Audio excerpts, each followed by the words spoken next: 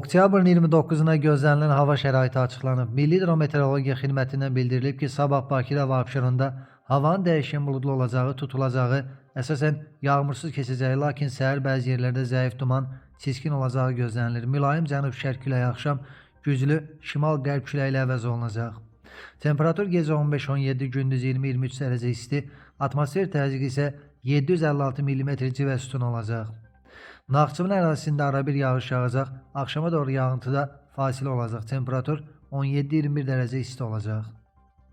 Bir çox rayonlarda sabah yağıntı ehtimalı yoxdur, lakin axşama doğru şimal və qərb rayonlarından başlayaraq arabir yağış yağacaq, şimşək çağacaq, ayrı-ayrı yerlərdə leysan xarakterli intensiv olacaq, dolu düşəcək. Dağlıq ərazilərdə qar yağacaq, bəzi yerlərdə duman olacaq, qərb küləyi arabir güclənəcək. Temperatur gecə 10-15, gündüz 20-25, dağlarda gecə 5-10, gündüz 13-18 dərəcə isti olacaq.